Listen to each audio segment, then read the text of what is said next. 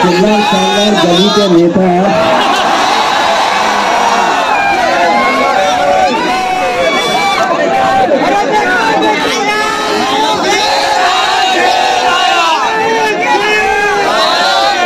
मैं सिर्फ आप लोगों से ये चड्डी और बनियान पहन के घूमते थे,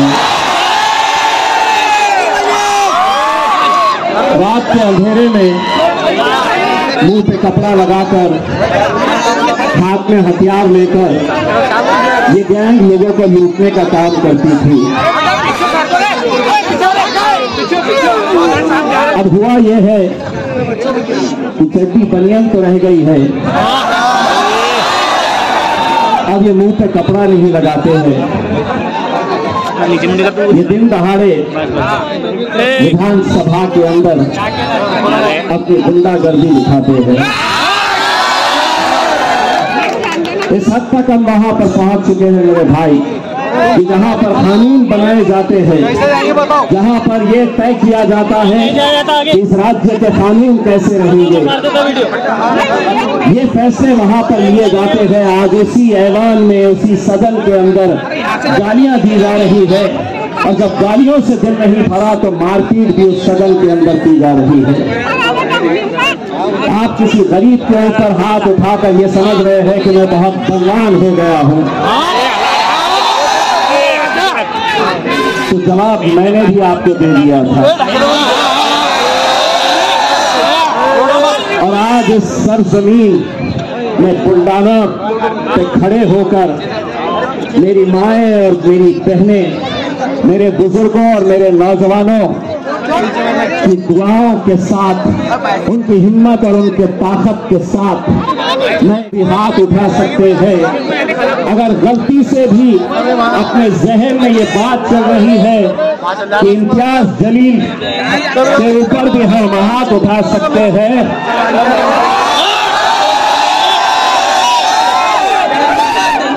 तो जवाब पहले वहां से देकर गया था।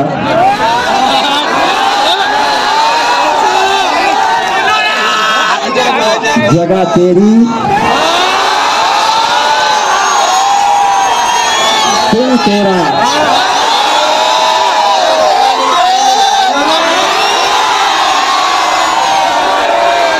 वक्त भी तेरा,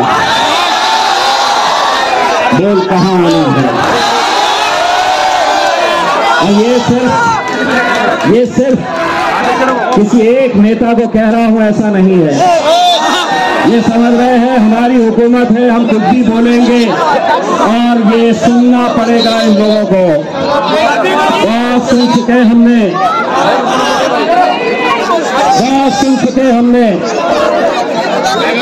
और दूसरी जमातों के अंदर और हमने ये फर्क है कि पहले तुम जब बोलते थे तो इन्हें सुनना पड़ता था, हमने भी सुना है कई सालों तक, लेकिन आज हम ये ऐलान कर रहे हैं कि अब अगर तुम कुछ बोलेंगे तो तुम्हारे बाप को भी अब सुनना पड़ेगा। वो दौर गए हैं कि जब तुम बोलते थे हम सुनते थे, अब हम बोलेंगे और तुम्हारे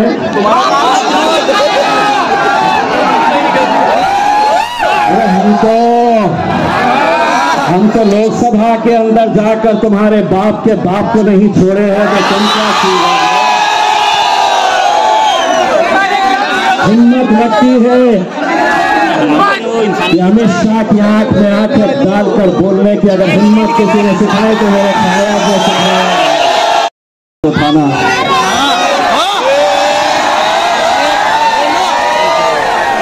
किसी कमजोर के ऊपर, किसी मजबूर, किसी गरीब के ऊपर हाथ उठाना मर्दानगी नहीं होती है।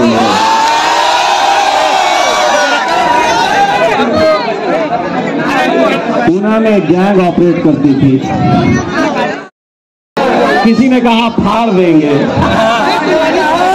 किसी ने कहा कि घर में घुस जाएंगे, एक ने कहा कि इसको सड़क पे चलने नहीं देंगे।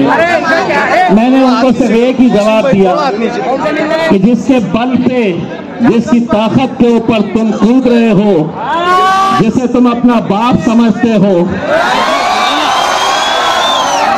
तुम्हारे बाप को नहीं छोड़ा हो तो तुम किस खेत की मूली हो?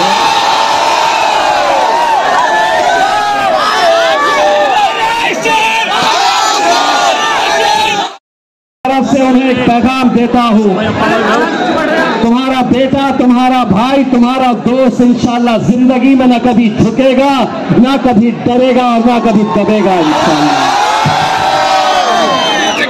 हुकूमतें आती है,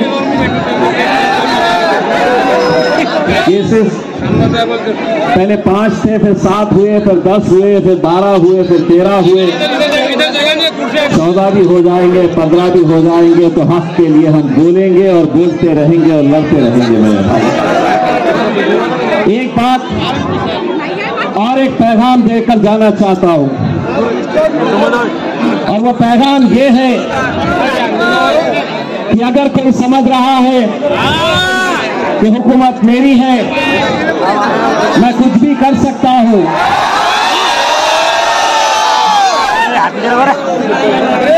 औरंगाबाद में एक मंत्री है,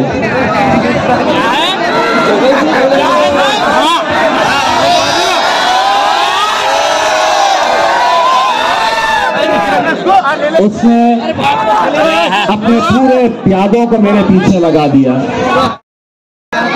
इतनी सारी आवाम अगर इकट्ठा होती है तो सिर्फ एक रिश्ते की वजह से जमा होती है, और वो रिश्ता तेरा मेरा रिश्ता क्या। यकीनन मैं आज एक पैगाम देने के लिए आया हूं, और वो पैगाम ये है कि जहां पर भी जुल्म होगा, ज्यादती होगी, हम वहां पर जरूर खड़े मिलेंगे। जहां पर भी नाइंसाफी होगी,